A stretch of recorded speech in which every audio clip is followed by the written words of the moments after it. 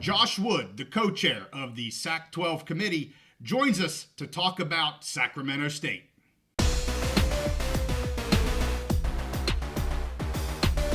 Conference realignment and expansion is always in the news, so we're back on the Big Mountain to keep you updated.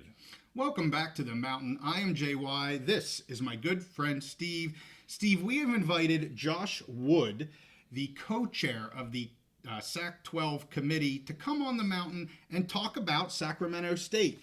Everybody knows the SAC-12 committee has been making a lot of noise and news for all of the NIL dealings that they've been doing, facility planning that's going on there. So we wanted to kind of get a background of why they started this and what their push is right now. And Josh gave us a ton of time, really kind of helped us understand where they're at. And we're excited for you guys to hear this interview. So here we go. Josh Wood, one of the co-chairs with the SAC-12 committee.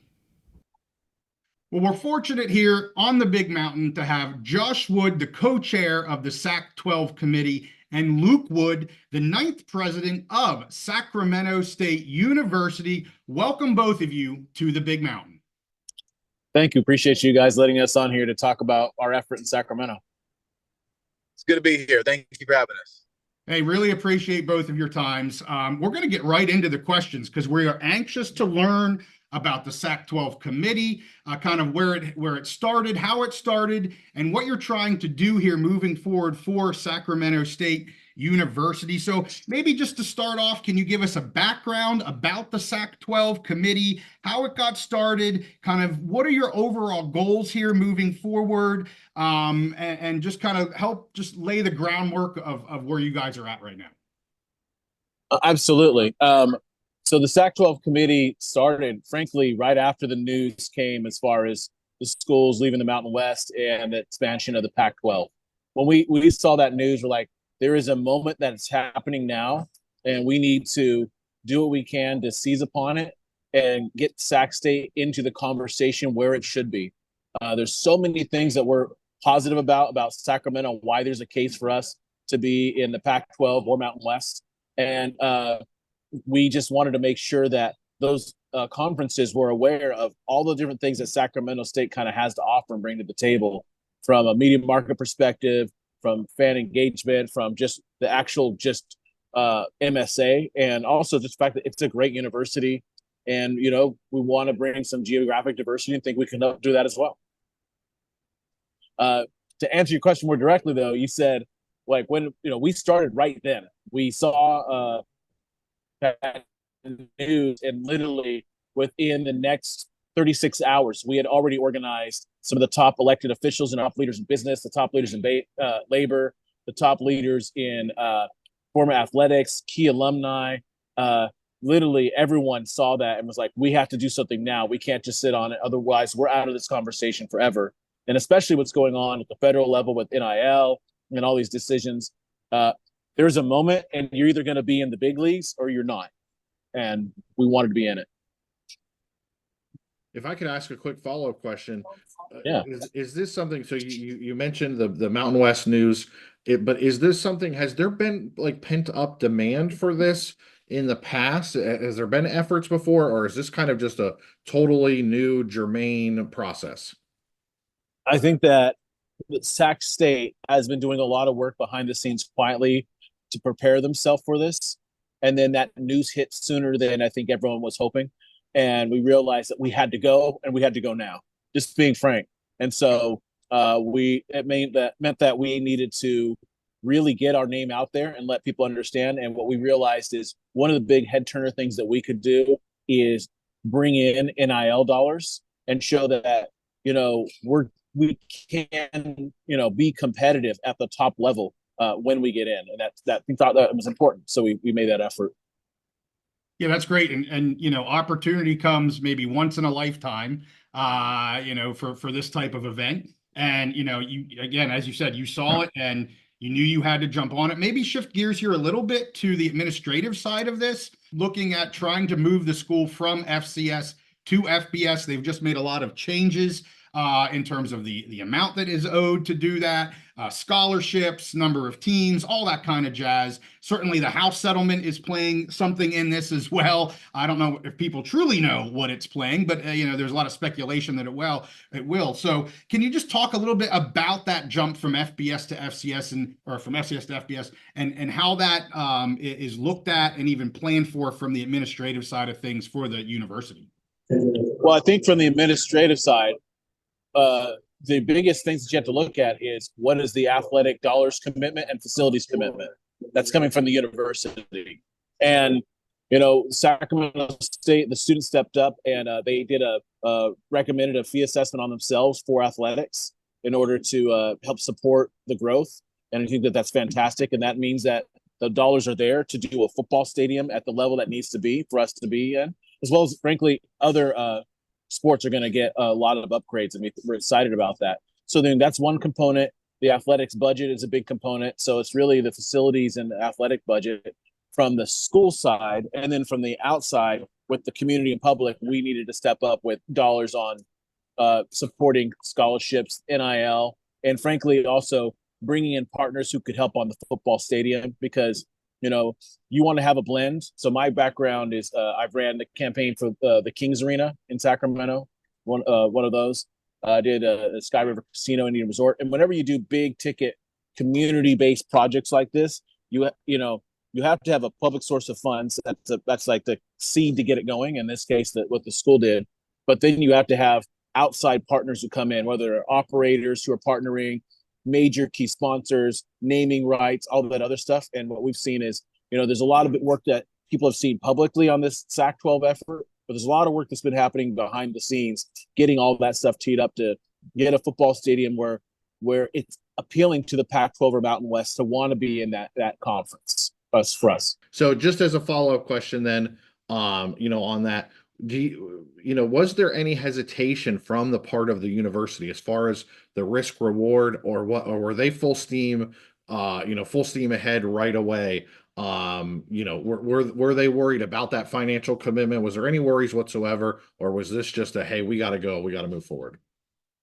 No, it was a let's go moment. They had a study that they'd already been working on that they just hadn't put out that was showing the pathway to FBS and what they needed to do. But I will say this, as much as Luke's my twin brother, and I'm proud of him running the university and what they're doing, our group coming from the outside was community leaders who wanted to see it happen. So for a perfect example of that is it's called Pac-12, right? Or SAC-12 because we want to be in the Pac-12, right? The school, if it had been up to them, we would have been named something, FBS now, or, because to them there's two really strong conferences. Obviously that would make a lot of sense. From us it just sounded like better branding. Rhymed and everyone hears it once and they know what we're talking about, right? So there's been this interesting dynamic with us in the school where we are pushing and we are advocating for them, but they have different rules and different things that they have to work around with the CSU system and all these other things. And so we're always trying to be as considerate as we can while still pushing the fact that we think Sacramento State belongs in the top level. It absolutely does. We would be the second largest media market in the Pac-12 if we got in. We would be the largest actual MSA if you look at our mega region. We would be the most diverse market. Our buying power is more. Our athletics budget is going to be competitive. I don't know. I'm would love to learn from you guys what other schools are doing this kind of NIL raise in this shorter time. But we're serious about not just being in, but competing at the top level once we're in. Yeah, well, I want to get to NIL because I know you're making a lot of headlines right now. Even just this past week, the numbers just keep going up. So we're going to get to NIL. I want to go back to facilities real quick because you did bring that up. And I believe there was just some new news as well that maybe funding has been confirmed for a new stadium. Can you talk any more about what is planned, timeline of anything in terms of a football stadium there for the Hornets? Yeah, I think the school is looking at 2027, 2028. somewhere in that time period being ready for football stadiums. So they need to figure out, temporary, fit while they do that. I think that, the students have already approved it. The CSU system is signed off. The funds are there for them to move forward with building what they need to do for a football stadium. And there's partnerships and things already coming in that'll help it be a really, really great stadium. And then on the other facility side, we put a lot of effort into basketball. As I said, I got to was blessed to be able to run the campaign for the Kings Arena at the end. And, the Kings stepped up big and they've offered Golden One for basketball to help support the effort, because we need to have facilities, even if it's just a temporary fix while something's being built. We need something that meets the right standards. And so we're doing that. But I know that there's a lot of efforts by our athletic director, Mark Orr, who's fantastic, looking into, some of the other sports that we have and investments that he needs to make in order to make it so that we are the right place to be in any major sport that's coming in. So there's been a lot of efforts and talks on that side. And frankly, for me, that's where my strong point is, because that's been my background is putting together public financing and private, and how you marry that together to make it work. At the end of the day, those types of stadiums are going to be between 75 to 80% publicly funded through some means, which I think is taken care of. And then you have private partnerships if it's a university-owned stadium. Yeah, and you look at the committee, the SAC-12 committee, and you've got all the right members, right? You've got the local politicians, you have local business leaders. Obviously, the university is involved in the discussion. So you've got the trifecta of everything you need in order to move something like this forward. And and I would just say, Steve, in a minute, when you look at UNLV and what they have done using Allegiant Stadium for football, I mean, it's really impressive. I mean, you mentioned the basketball, and I had seen that several weeks ago that the Kings had kind of said that it's something that could be used, whether it's leased or whatever the case may be. But really impressive when you have that kind of partnership with a local NBA team, NFL team, professional team, that they can do that. And we saw what happened here just a week ago with the Boise State UNLV game. I mean, just fantastic results when you have that type of facility for these college games. So, and that leads me perfectly into my follow-up question. You mentioned your background with the Kings and working on their arena. How have you been able to leverage that relationship? I mean, you mentioned your market, the size of your market. There's not a lot of college towns that are co-located with a major sports franchise, and you guys are right there with Sacramento Kings. So how have you been able to kind of leverage that? Have you put that into your pitch? I mean, you mentioned that they're going to let you use the arena for a while, but does that become part of your pitch? Like, hey, we're this huge market. We've got the Sacramento Kings here, an NBA team. Or do you kind of have to stay away from dropping their name too much? Well, we always want to be respectful about how much we use their name, but this is what I'll say. The Kings almost single-handedly saved Sacramento. If Sacramento didn't have the Kings, we would have no pro sports teams in the Big Five pro sports and no FBS schools in a 19th biggest market in the country. Just to put that in perspective, even with the Kings, we are the most underserved sports market in the country. We have one pro of the Big Five, right? And we don't have any FBS football in our entire region. There is no place like us in the country that is this underserved, and why it's a great case of why we should be in, right? I mean, it's just an open market in that sense. You look at competitor markets and they'll at least have one FBS or two FBS teams, right? And they'll have more than one pro sports team. We're going to, let the A's visit for a little bit, so that, makes it a little bit better for a few years. But the reality is Sacramento is the most underserved sports market in the country. And I think the Kings see that there's no threat there. They are Sacramento's pro sports team. You grow up here, that's your team. That's your team. If the Kings are crushing it, that arena is full. If the Kings are losing every game, that arena is full, because that is our team. So I think it's a good complement and partnership.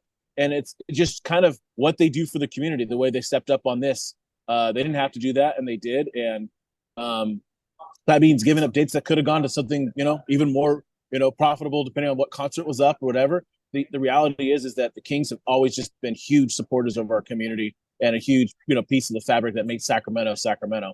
But adding Sac State at that level of being one of the top universities as far as sports in the country is like adding another pro sports team to our market from my perspective. And if you look at it from an economic perspective, you're looking at what creates jobs, what creates economic activity, but also what elevates an entire region, because the value of the degree goes up. There's studies that show the value of just the graduating from there goes up 10% immediately just by becoming an FBS school. To us, that's how can we not push for that and make sure that happens? Yeah, great data there. So I want to talk NIL. I have two more topics I'd like to talk with you about if you have the time. NIL being one of them. I mean, that is certainly the one that you hear, I think, the most about Sacramento State. The amount of commitments, it just seems like that number every week seems to be going up, up, up, up, up. So can you just speak to that? The amount of attention I think that Sacramento State is able to get. I know there was just a segment on one of your local news broadcast. I believe you were on it, and you had mentioned you're getting different universities calling you, or at least the NIL groups calling you to be like, how are you even doing this? Can you just speak to that process? And are you even just blown away by the support that you have gotten so far? Yeah, I mean, having ran the Kings campaign, wanted to say the arena deal a decade ago or more, this is the only time ever in our community that I've seen such a outpouring of energy from all different sectors. People who don't even care about sports, who've been stepping up, but they want to see this because they just know what it does for the community. And so it's been kind of surprising. I'm not going to lie and pretend like, oh, we always knew we'd do this. We knew when we set 50 million that was a big goal, and it was a big goal. Like, okay, are we going to say this publicly? Because once we say it, we got to figure out how to do it. Mm-hmm. And then we passed it, and so then we said 75, and we might move that number again. Mm-hmm. And the reality is we're going to just keep doing it until we get into a FBS conference, or someone tells me you guys don't need any more. But I mean, to me, it's part of what we're trying to do also with those dollars is we want a sustainable model. We're asking people to give 10-year commitments so that we can really have a long-term look at sports, right? And not just one-time pops to get an athlete for a few years, but really how do we look at this as a sustainable business model, given the fact that NIL has changed everything. College sports is pro sports. I can say that because I'm not the president, but that's the reality, right? And so if it is, then we know that we need to get the best athletes here in Sacramento. And the cool part about it is we get to do something that our region's never done, which is keep our best athletes. Right now, one of the best high school quarterbacks in the country is here in one of our cities. We have no shot at getting them. We lose so much talent. We have some of the best football and basketball programs in the entire country here in Sacramento in our region, and we can't keep those athletes because they want to go compete at the highest level, and we want the best for them, right? But now with this change and getting NIL, we can make it more attractive for them, and getting in the FBS, like we can keep the people who were here, who had their roots here and wanted to stay here. And I think that's just going to be huge for our community. Knowing that these SARs, that they're not just here for a time and then they have to go somewhere else to bigger and better things, that we are bigger and better things here. Quick follow-up to that. You mentioned earlier that news about the Mountain West was your catalyst to we need to strike while the iron is hot. Your points on NIL, I think, are incredibly valid. I mean, we're changing 100 years of college football history has basically been turned on its head in 1 year or 2 to 3 years, maybe. Yeah. So how much, you said about the news of the Mountain West, that was your main catalyst, but do you think, would this even have been possible, 10 years ago or before these Supreme Court cases? Because that's a big part of your pitch is how much NIL you could raise. Well, 3 years ago, you'd be part of a legal fraud scheme, with like Reggie Bush and all that stuff, by raising money to try and buy players. Yeah. But now it's completely legal. So would these efforts to get Sac State into the FBS, could this even have happened 10 years ago, or is it like the stars have all aligned at the right time? That's a really good point.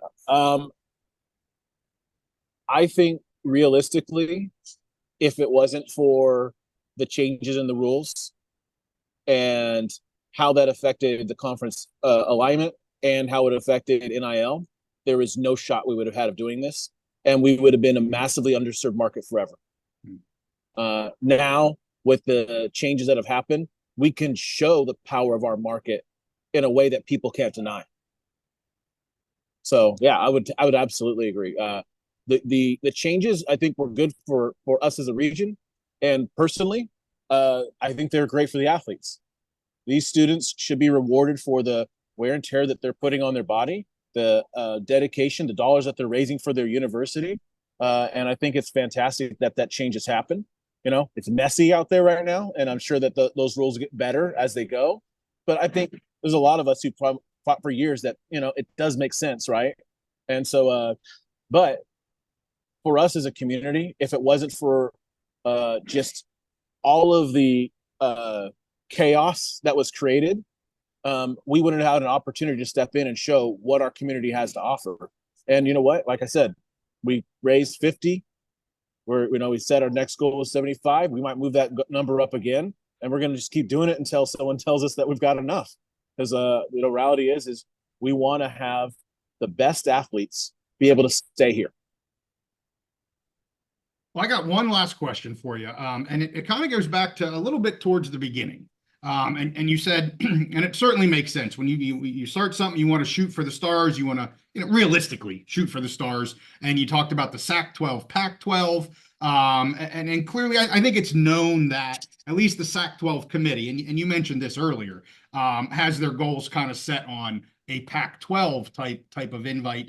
Are you concerned at all that you're maybe putting your eggs just in that one basket? And I know you've mentioned the Mountain West, but clearly from the Sac-12 committee, they're shooting for a Pac-12 invite. Is there any sort of concern about that from your side of things? Well, this is what I will say. Both of those are fantastic conferences. Both of those would be a huge win for us. Both have schools that would be, I think, create some great rivalries as far as the Pac-12 and the Mountain West. And as the person who's helping spearhead this effort on the NIL, if the decision from the school was to go with the Mountain West, I believe that 90 to 100% of those dollars would stay, and they would still be committed to us making sure that we're the best, competitive school we can be in the Mountain West. At the end of the day, it was good branding and everyone remembered it. So I did. I think that's the first time I saw it was this Sac-12 Pac-12. I'm like, what is this all about? And that may have been the first thing that I saw. So I give you a complete props for that. It was fantastic branding. So I have a quick follow up on that. Thank you. Yeah, and I agree with JY. Fantastic branding, and it's funny because you were mentioning, your twin brothers, president of the university, and even twin brothers. One can be good at administration, and one can have an eye for marketing. And you obviously are the marketing guy.